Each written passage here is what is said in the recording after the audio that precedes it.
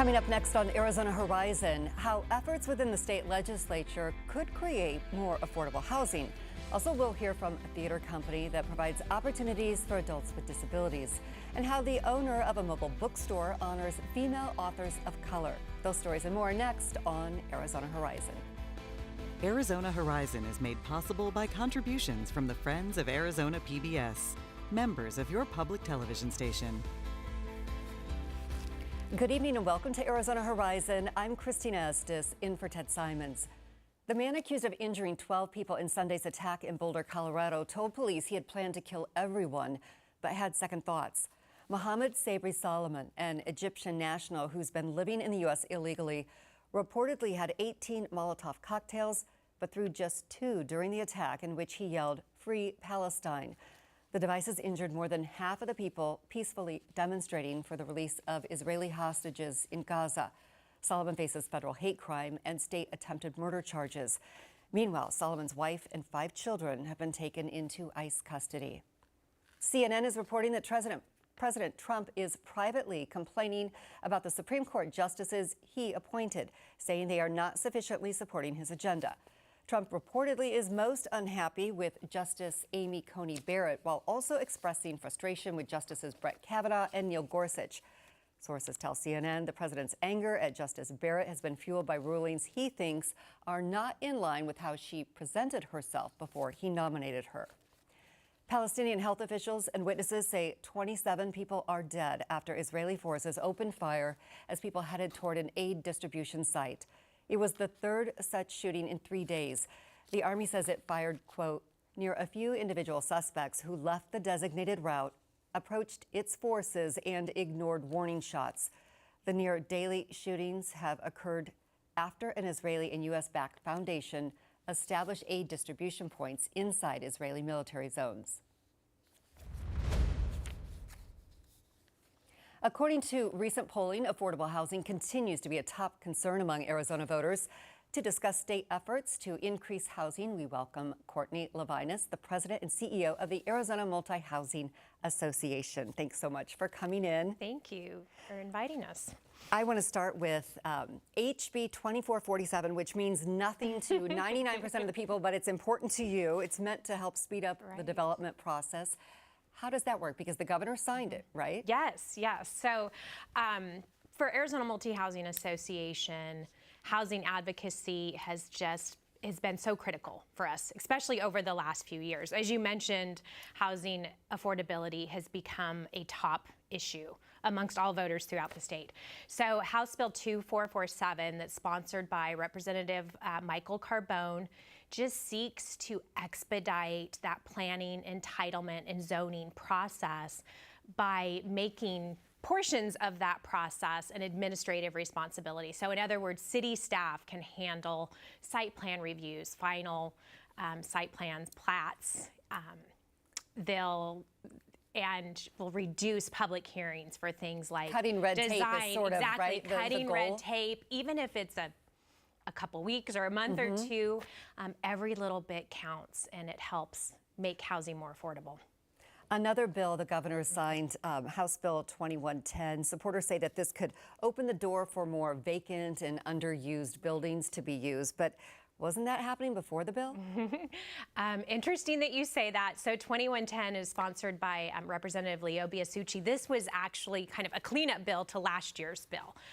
But basically what this bill does is it allows commercial buildings, think of office space, retail, mixed use that is functionally, economically obsolete, to be converted into multifamily.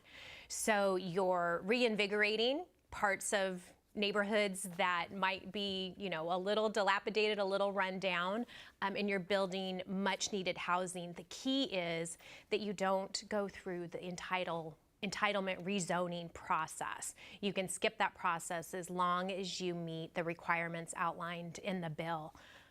One of the other great provisions about what we did in Arizona that's been a little bit different than adaptive reuse in other states is that you don't have to keep the existing building. So you can demolish all or a portion of the building, you can keep the existing building, whatever works best for that housing developer. But how do we know that some of those units, a significant or at least a sizable portion, would help lower income residents? Important question. And this bill, by the way, so it was a bipartisan bill, a great effort with Republicans and Democrats throughout the legislature, and one that we negotiated with the League of Cities and Towns. A key provision in the bill is that you have to set aside at least 10% of the units for affordable and moderate income housing. So anybody between 80 and 120% of area median income. Another bill failed. It was referred to as the Starter Homes Act. What happened?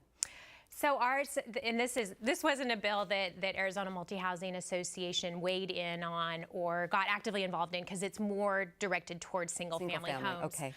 But I will say probably, the key provision is we're in divided government right now. So it's really important to negotiate and talk with Republicans and Democrats and the League of Cities and Towns, which we did in our case, to make sure that you are meeting the needs of the various stakeholders so that it can make it through the process and be signed. Correct me, please, if I'm wrong, but I think in limbo is still the low-income housing tax credits, correct? Yes. That was started under Governor Ducey. It's going to run out unless state lawmakers and Governor Hobbs can come to an agreement. So why is it in limbo? Critical issue for affordable housing in Arizona, and that, along with the continuation of the Department of Housing, is being negotiated at this juncture through the budget process, which we're down to our less than 30 days to get our budget done. But it's critically important. It would just be awful if Arizona does not continue the low-income housing tax credit program and the Department of Housing. That is a critical issue for Arizona Multi-Housing Association and all the housing advocates. Because some people would say, well, there are already federal tax credits if you're going to build for lower income residents. And this is sort of a bonus on top of that, right? Right. So under the Ducey administration, when the program was put into place over the last 4 years, there have been 14 projects built with the state funds, about 1,500 units, contributing almost $750 million to the state economy, including $45 million in local and state taxes. So it's a program that ultimately pays for itself. It's kind of a no-brainer because the economic benefit, in addition to the housing, makes the program so successful. Well, as you mentioned, we're coming down to the wire with the budget, so we will have a decision on that very soon. Okay. Courtney Levinas, thank you so much. Thank for coming you. in. Appreciate the time. We have a fan here that represents a different way of life. It represents where we are not perfect.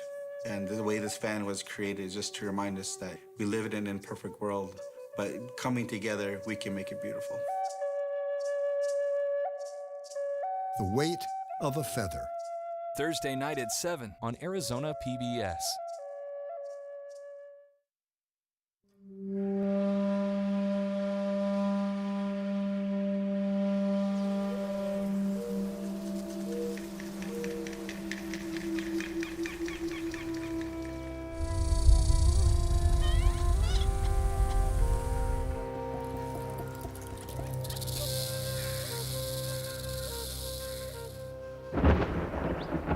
Wednesday night at 8:30 on Arizona PBS. Detour Company Theater provides training and performance opportunities for adults with disabilities. Later this month, they'll present 2 different shows. Here to share more about the upcoming performances is Simon Ridley, Detour Company Theater Director. Thanks so much for coming in. I appreciate it. Oh my gosh, thanks for having me. This is a delight. Isn't it? I love when I get a fill-in. Tell me about the 2 shows that are coming up. So we've got 2 great shows. Both are about dreams. One is A Midsummer Night's Dream by William Shakespeare. What's really incredible about that show is that it features original music written collaboratively by the cast. Wow. Yeah, it's a lot of fun. That's a lot of work. It was a lot of work as well. Yes, absolutely. But it was really a blast. The other show is also phenomenal. It's Joseph and the Amazing Technicolor Dreamcoat. What's fantastic about that show is that unlike most productions, one of the narrators is deaf. And so we've got some great interplay with that deaf narrator and the deaf audience members.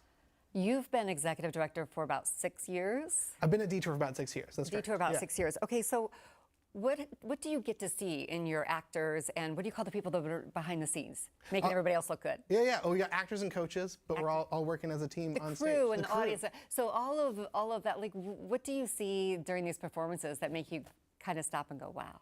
You know, the biggest thing that I notice from our performances is honestly the audience response. The most common response we get from audience members when I'm talking to them after the show is just surprise and delight. We don't even realize how much we have built up expectations about people with disabilities until we see them in roles like this that aren't typical in our world. And so what's lovely is people come out and see these shows, they don't know what to expect, and then their expectations are just, exceeded. Last season, you had 62 performers. Correct. With disabilities. And when we talk about disabilities, some people will think one thing or another, or a variety of things. What do you mean when you talk about your actors and your crew and your coaches? Oh, absolutely. So when we talk about disability, it's the last one that you said. It's a variety of things. Really, our catch-all term for disability is anybody who the world's not set up for you. So if the world is set up for somebody who's deaf, then everybody would be signing all the time. Since we're not, that in our setting means it's a disability. And so that's the group that we have, and what we really try and do is set up our rehearsal space and our performances so it is set up for them. How do you do that? Because, I mean, if you've got 62 people with 62 different, maybe needs or disabilities, tell me the correct way to phrase that. I should have asked you before, because I don't want to offend anybody. No, I mean, you're not offending me. You're doing great. You're doing great. I would say the biggest challenge, honestly, is that it's 62 people who are artists. And I don't know if you know about working with artists, but that can be tough, right? Do you have egos? No, it's just creative differences is what we call it, right? That's exactly it. Yeah. Well, and so handling that situation, it's all in our name, Detour. We take a detour. You come in with a show, you've got a plan for that show, you cast someone, and for most shows, that's the end of it. The director says, this is how it's gonna be. For our shows, we cast someone and we say, okay, how can we make this work for you? We're gonna take a detour, we're gonna find a new way to make this show happen. I love that. Thank you for explaining. I didn't even have to ask, how did the name come about? Oh, okay. Wonderful. 16 full-scale theater performances in 7 different venues across Arizona. That's impressive. The next 2 shows are coming up this month. You mentioned A Midsummer Night's Dream, Amazing Technicolor Dream. Tell me where they are, so where people can go to see them and how to see them. Absolutely. Well, the great news about our summer shows, both of our summer shows, is that because it's so hot and because so many people leave Arizona in the summer, we've decided we're offering them free. No tickets needed. Just come on out and see them. It's a gift to all the people who stick around in Arizona during these hot months. That's awesome. Yeah, and we're actually doing it at 2 different venues, which is new for us. One is at Grand Canyon University. We're performing in their theater, the Ethington Theater, and that's on June 13th, 14th, 15th. And then the other is at Phoenix College. We're performing at their theater, which is the John Paul Theater, the following weekend. You have not just the performances, but you have other programs through the theater as well. Detour on Tour. Yes. What's that about? Oh, well, so that's how we hit all those different venues. So we actually just wrapped up our most recent tour. What we do is we get a small group of actors and we do one of the smaller musicals. So something a little less big and lots of production value, something that can travel a little bit better. So our most recent one was the 25th annual Putnam County Spelling Bee, which is a lot of fun. It's just like a tight little show with audience participation. And we traveled up north to Prescott Valley, down south to Tucson at Live Theater Workshop, and then all over just the sort of Phoenix area as well, performing it. Another big program we have is Detour Academy. What's that? Correct. Well, Detour Academy started as theater training for people. So musical theater training, acting training, physical theater. What it's expanded to is to include more of the humanities as well. So what's been really cool is we had a couple of classes taught by a philosophy professor on big ideas and how we can think about big ideas as a group. Because just like how theater is for everybody, the humanities is for everyone as well. Wow. You make me very energized. Like just sitting here, I can get your energy, and it's a great energy. Thank you so much. What lovely feedback. That's great. Before we go, tell people where they can go to get more information. Yeah, detourcompanytheater.org. Okay. Simon, thank you so much for coming in. I really appreciate it. Thank you, Christina.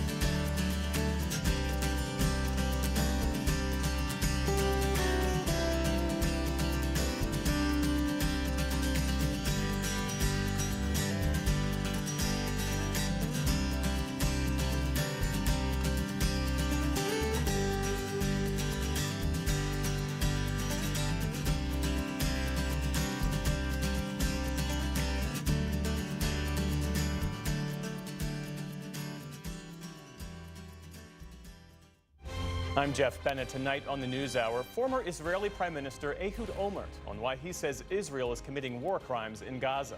That's at 6 on Arizona PBS. The Lit Twist is Arizona's first Black-owned mobile bookstore. Through events and collaborations, it honors women authors of color.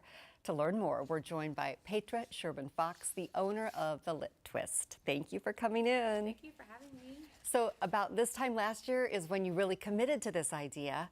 How's it going? It's going. It's going, yeah. So I had this idea that I was kind of sitting on for a little while, and I kept on like, do I want to do this? Do I want to do this? And my husband, I have to give him credit. He was like, you can do it, Petra. Like, you can do this. And so we took the steps, and we launched January 26th of this year. Why a bookmobile specifically focused on Black women authors? So the mobile bookstore option was really important because we are a military family, so we constantly move. We'll be here for another like 2 years, and we'll be off to our next duty station. So that was really important to have a way that I can take it with me when I go. And then the second part, highlighting Black women authors particularly was really important just because of the lack of representation in publishing. The difficulty when I go looking for, at the Barnes and Nobles and local bookstores, that I had to sift through it looking for those particular books. So I wanted to make it easier and also increase the visibility for these books. You've said that the Lit Twist is not just about curating books, but it's about creating change. What does that mean? What are you trying to do? My goal is to increase the visibility for our books. We are obviously talking about literacy, but we also build community here. Literacy is one of those things that in the Black community is really important, and that was not something we were given early on in our experiences. And so for our ancestors and for our healing, it's really important to provide literacy wherever we can. And so not only are we, talking about books, but we're able to connect with others, have relatability, share experiences and stories, and create a safe space. Your audience goal is women of color, but you've said you don't have to be a person of color to support the Lit Twist in any way, but you do have certain criteria. Can you explain? So anybody can come and experience this, right? I think that it's really important for everyone to see these stories and to be able to experience them. The only criteria I have for books in the bookstore are Black and brown women. My husband did convinced me to get 3 books written by men in the bookstore, so I did cave, and I gave him a little corner shelf. But in terms of anybody who wants to come and experience the Lit Twist vibe, everyone is welcome. You've said that you want people who are culturally conscious and understand the power of equity and equality. What does that mean? If somebody's like, I'm just coming to get a book, or do you want them to go away with more than, hey, I have a new book? It's a little bit of both, right? Because we end up having all these conversations, right? We talk about what prompted me to open this, their love for books, genres, authors, things that we've learned. Some of my deepest healing has come from reading.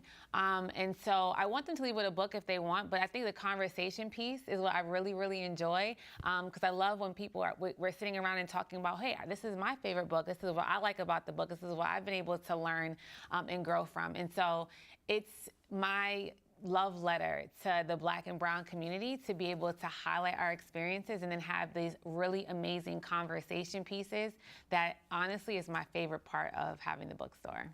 And how does the bookstore operate? Where are you, and I don't know, how can people find you? So you can find me on Instagram. We do move around a lot. This May was really busy. My son graduated high school. Congratulations. My daughter graduated kindergarten, and then my son went to college, all in 1 month. So we have some great things happening for June. It's going to get kind of hot, so we'll probably be on a very sporadic schedule for the summertime. But we have Books and Brunch, which is a monthly market that we do at Arizona Center.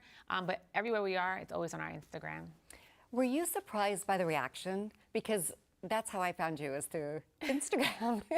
And you have a lot of people that like your posts and are very supportive. Did that surprise you, or were you like, no, I know this is going to hit? So I would be lying if I said, yes, I knew it was going to hit. I knew that I was going to love it, right? But I wasn't sure.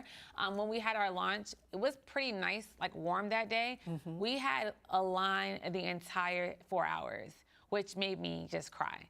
And I was like, wow, but it has been so well received. We have made some great connections. We had a connection with Aisha Beasley, which honestly made us go viral, which we are so grateful for her. But our partnership with the Art Museum, Arizona Center, there's a lot of beautiful things have come from it. And it just shows when you're able to move from a heart space, this is a passion project for me. I just love books, and I saw a need, and I wanted to just create a space to solve that problem. But it has been so well received, and honestly, I was not prepared. Petra, people are going to cry when you move. I know. They are. I hope to be here for a while, but yes, I know. Well, yeah, if you guys, if you get orders to go somewhere else, you're going to go. But Yeah. So thank you for coming on, and thank you and your family for your service. I appreciate it. Thank you for having us. Yeah, Appreciate absolutely. it. TheLitTwist.com also, right? Yes, ma'am. Okay. Yes. Thank you so much. Thank you. And thank you so much for joining us. I'm Christina Estes, in for Ted Simons. I hope you have a great night.